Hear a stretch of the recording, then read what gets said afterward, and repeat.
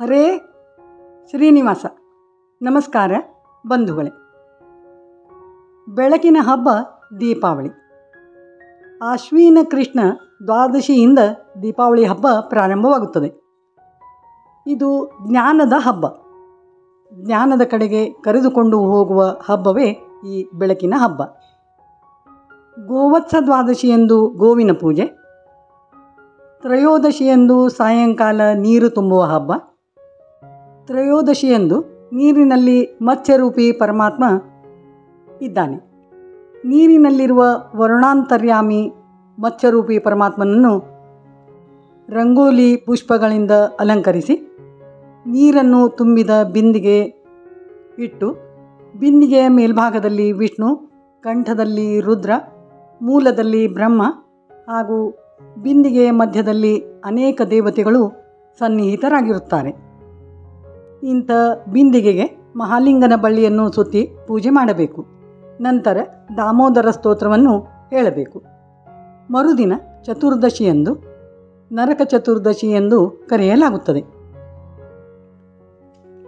ಆಶ್ವಿನ ಕೃಷ್ಣ ಚತುರ್ದಶಿಯಂದು ಶ್ರೀಕೃಷ್ಣನು ನರಕಾಸುರನನ್ನು ಕೊಂದು ಮರಳಿ ದ್ವಾರಕೆಗೆ ಬಂದಾಗ ದ್ವಾರಕೆಯ ಜನರೆಲ್ಲರೂ ಸಂಭ್ರಮದಿಂದ ಶ್ರೀಕೃಷ್ಣನಿಗೆ ಎಣ್ಣೆ ಹಚ್ಚಿ ಅಭ್ಯಂಜನ ಮಾಡಿಸುತ್ತಾರೆ. ಆ ಹಿನ್ನೆಲೆಯಲ್ಲಿ ನಾವೂ ಸಹ ಆಶ್ವಿನ ಕೃಷ್ಣ ಪಕ್ಷದ ತ್ರಯೋದಶಿಯಂದು, ಅಂದರೆ ನೀರು ತುಂಬುವ ಹಬ್ಬದಂದು ತುಂಬಿಟ್ಟ ಶುದ್ಧವಾದ ನೀರನ್ನು ಕಾಯಿಸಿ ಎಣ್ಣೆ ಹಚ್ಚಿ ಸ್ನಾನ ಮಾಡಬೇಕು.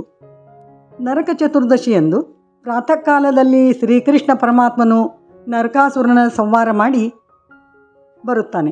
ಆದ್ದರಿಂದ ಅಂದು ನರಕ ಚತುರ್ದಶಿ ಎಂದು ಆಚರಣೆ ಮಾಡಬೇಕು. ಪ್ರಾತಃ ಕಾಲದಲ್ಲಿ ಮನೆಯಲ್ಲಿ ಮಕ್ಕಳನ್ನು ಎಬ್ಬಿಸಿ ಹಿರಿಯರಿಗೆ ನಮಸ್ಕಾರ ಮಾಡಿ ಹಿರಿಯರಿಂದ ಎಣ್ಣೆಯನ್ನು ಹಚ್ಚಿಕೊಳ್ಳಬೇಕು. ಹಿರಿಯರಿಂದ ಎಣ್ಣೆ ಹಚ್ಚುವುದರಿಂದ ಅದು ಆಶೀರ್ವಾದಪೂರ್ವಕವಾಗಿ ಆಗುತ್ತದೆ. ಎಣ್ಣೆಯನ್ನು ಹಚ್ಚುವಾಗ ಅಶ್ವತ್ಥಾಮ, ಬಲಿರ್ವ್ಯಾಸ, ಹನುಮಶ್ಚ ವಿಭೀಷಣ, ಕೃಪ ಪರಶುರಾಮಶ್ಚ ಸಪ್ತೈತ ಚಿರಂಜೀವಿನ ಎಂದು 7 ಜನರನ್ನು ಹಾಗೂ ಮಾರ್ಕಂಡೇಯರನ್ನು ಮನಸ್ಸಿನಲ್ಲಿ ಸ್ಮರಿಸಿ ಹೊಸ ಬಟ್ಟೆಯನ್ನು ಧರಿಸಿ ಹಿರಿಯರಿಂದ ಎಣ್ಣೆಯನ್ನು ಹಚ್ಚಿಸಿಕೊಳ್ಳಬೇಕು. ಮೊದಲಿಗೆ ಎಣ್ಣೆಯನ್ನು ಒಂದು ಬಟ್ಟಲಲ್ಲಿ ಇಟ್ಟು ದೇವರಿಗೆ ಸಮರ್ಪಿಸಿ, ನಂತರ ಸಪ್ತ ಚಿರಂಜೀವಿಗಳನ್ನು ಸ್ಮರಿಸುತ್ತಾ ಗರಿಕೆಯಿಂದ ಇಲ್ಲವೇ ಸುವರ್ಣದಿಂದ, ಅಂದರೆ ಬಂಗಾರದ ಉಂಗುರ, ಹೀಗೆ ಯಾವುದಾದರೂ ಆಭರಣದಿಂದ ತಲೆಗೆ ಆಶೀರ್ವಾದಪೂರ್ವಕವಾಗಿ ಎಣ್ಣೆಯನ್ನು ಹಚ್ಚಬೇಕು. ಶ್ರೀನಿವಾಸ ಕಲ್ಯಾಣದಲ್ಲಿ ಸ್ವತಃ ಲಕ್ಷ್ಮೀದೇವಿಯೇ ಭಗವಂತನಿಗೆ ಎಣ್ಣೆ ಹಚ್ಚಿ ಅಭ್ಯಂಜನ ಮಾಡಿಸಿದ್ದಾಳೆ. ಆದ್ದರಿಂದ ಎಲ್ಲರೂ ಸಹ ಆ ದಿನ ಎಣ್ಣೆಯನ್ನು ಹಚ್ಚಿಕೊಂಡು ಮಂಗಲ ಸ್ನಾನವನ್ನು ಮಾಡಬೇಕು. ಎಣ್ಣೆ ಹಚ್ಚುವಾಗ ಬಣ್ಣಿಸಿ ಗೋಪಿತ ಹರಸಿದಳು ಎಂಬ ಹಾಡನ್ನು ಹಾಡಬೇಕು. ನರಕ ಚತುರ್ದಶಿ ದಿನ ವಿಶೇಷವೆಂದರೆ ಸ್ನಾನದ ಮೊದಲೇ ಹೊಸ ಬಟ್ಟೆ ಧರಿಸಿ ಆರತಿ ಮಾಡಿಸಿಕೊಂಡು ಎಣ್ಣೆ ಹಚ್ಚಿಕೊಂಡು ಸ್ನಾನ ಮಾಡಬೇಕು. ನಂತರ ಆರತಿ ಮಾಡಿದ ಮೇಲೆ ಹಿರಿಯರೆಲ್ಲರಿಗೂ ನಮಸ್ಕಾರ ಮಾಡಬೇಕು. ನಂತರ ತೈಲಾಭ್ಯಂಜನ, ಅಂದರೆ ಎಣ್ಣೆ ಹಚ್ಚಿ ತಲೆ ಸ್ನಾನ ಮಾಡಿದ ನಂತರ ದೇವಸ್ಥಾನಕ್ಕೆ ಹೋಗಿ ದೇವರ ದರ್ಶನ ಪಡೆದು ದೇವರ ಅನುಗ್ರಹ ಪಡೆದು ಹಿರಿಯರಿಂದ ಆಶೀರ್ವಾದವನ್ನು ಪಡೆಯಬೇಕು. ನರಕ ಚತುರ್ದಶಿ ದಿನ ನೀರಿನಲ್ಲಿ ಗಂಗೆಯ ಸನ್ನಿಧಾನ ಹಾಗೂ ಎಣ್ಣೆಯಲ್ಲಿ ಲಕ್ಷ್ಮೀ ಸನ್ನಿಧಾನ ಇರುವುದರಿಂದ ಎಣ್ಣೆ ಹಚ್ಚಿ ಸ್ನಾನ ಮಾಡುವುದರಿಂದ ನಮ್ಮ ಎಲ್ಲ ಪಾಪಗಳು ನಾಶವಾಗುತ್ತವೆ. ನರಕಾಸುರನು ಅಪಹರಿಸಿ ಇಟ್ಟುಕೊಂಡ 16,100 ಜನ ಗೋಪಿಕೆಯರನ್ನು ಶ್ರೀಕೃಷ್ಣ ಪರಮಾತ್ಮನು ಮೋಚನೆ ಮಾಡಿ ಅವರ ಜೀವನವನ್ನು ಉದ್ಧಾರ ಮಾಡಿದ ದಿನ ನರಕ ಚತುರ್ದಶಿ. ಶ್ರೀಕೃಷ್ಣ ನರಕಾಸುರನ ಸಂಹಾರ ಮಾಡಿ ಎಲ್ಲ ಗೋಪಿಕಾ ಸ್ತ್ರೀಯರನ್ನು ರಕ್ಷಣೆ ಮಾಡಿ ಎಲ್ಲರನ್ನೂ ಉದ್ಧಾರ ಮಾಡಿದ ಈ ವೈಭವ ಸಂತೋಷದ ಸಂಕೇತಕ್ಕಾಗಿ ಅಂದು ಬೆಳಿಗ್ಗೆ ಎದ್ದು ತೈಲಾಭ್ಯಂಜನ ಮಾಡಿ ಪಟಾಕಿ ಹಾರಿಸುವ ಪದ್ಧತಿ ಇದೆ. ನರಕ ಚತುರ್ದಶಿ ದಿನ ಎಲ್ಲರೂ ಬೆಳಿಗ್ಗೆ 4 ಗಂಟೆಗೆ ಎದ್ದು ಸ್ನಾನದ ಮುಂಚೆ ಹೊಸ ಬಟ್ಟೆಗಳನ್ನು ಧರಿಸಿ ಅಣ್ಣ ತಮ್ಮಂದಿರು, ಮಕ್ಕಳು ಹೀಗೆ ಎಲ್ಲರೂ ಆಸನದ ಮೇಲೆ ಕುಳಿತುಕೊಂಡು ಅಕ್ಕ ತಂಗಿಯರು ಸುಮಂಗಲಿಯರಿಂದ ಆರತಿ ಮಾಡಿಸಿಕೊಳ್ಳಬೇಕು.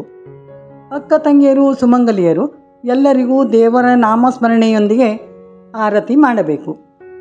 ಅಣ್ಣ ತಮ್ಮಂದಿರು ಆರತಿ ಮಾಡುವವರಿಗೆ ತಟ್ಟೆಯಲ್ಲಿ ಉಡುಗೊರೆಯಾಗಿ ದಕ್ಷಿಣೆಯನ್ನು ಹಾಕಬೇಕು. ನರಕ ಚತುರ್ದಶಿ ದಿನ ಅಭ್ಯಂಗ ಸ್ನಾನ ಅಂದರೆ ಎಣ್ಣೆ ಹಚ್ಚಿಕೊಂಡು ತಲೆ ಸ್ನಾನ ಮಾಡುವುದರಿಂದ ಸಕಲ ದುಃಖ ದಾರಿದ್ರ್ಯಗಳು ನಾಶವಾಗುತ್ತವೆ. ನರಕದ ಭಯವೇ ಇರುವುದಿಲ್ಲ. ಆ ದಿನ ನೀರಿನಲ್ಲಿ ಗಂಗೆ ಸನ್ನಿಧಾನ, ಎಣ್ಣೆಯಲ್ಲಿ ಲಕ್ಷ್ಮೀ ಸನ್ನಿಧಾನ ಇರುವುದರಿಂದ ನರಕ ಚತುರ್ದಶಿ ದಿನ ಪ್ರತಿಯೊಬ್ಬರೂ ತಪ್ಪದೇ ಅಭ್ಯಂಗ ಸ್ನಾನ ಮಾಡಲೇಬೇಕು. ಇದರಿಂದ ಅವರಿಗೆ ನರಕಲೋಕದ ದರ್ಶನವೇ ಆಗುವುದಿಲ್ಲ. ಪುರುಷರು ಯಮದೇವರಿಗೆ ಅವರ ಅನುಗ್ರಹವನ್ನು ಪಡೆಯಲು ತರ್ಪಣವನ್ನು ಕೊಡಬೇಕು. ಯಮನ 14 ಹೆಸರುಗಳು ಎಂದರೆ ಯಮ, ಮೃತ್ಯು, ವೈವಸ್ವತ, ಸರ್ವಭೂತಕ್ಷಯ, ದದ್ರ, ನೀಲ, ಚಿತ್ರ, ಧರ್ಮರಾಜ, ಅಂತಕ, ಕಾಲ, ಔದುಂಬರ, ವ್ರಕೋದರ, ಪರಮೇಷ್ಠಿ ಹಾಗೂ ಚಿತ್ರಗುಪ್ತ. ಈ 14 ಹೆಸರುಗಳನ್ನು ಸ್ಮರಣೆ ಮಾಡಿ ತರ್ಪಣವನ್ನು ಕೊಡಬೇಕು.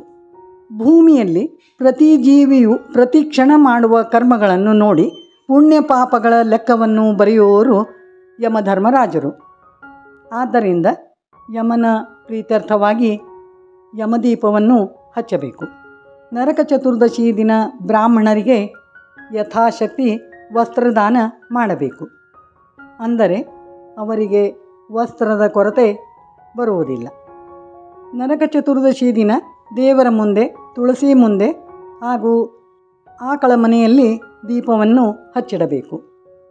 ಭಗವಂತನಿಗೆ ನಾವು ಭಕ್ತಿಯಿಂದ ದೀಪ ಹಚ್ಚಿದಾಗ ನಮಗೆ ಅವನ ಅನುಗ್ರಹವಾಗಿ ಸಕಲ ಸಂಪತ್ತು ಪ್ರಾಪ್ತಿಯಾಗುತ್ತದೆ.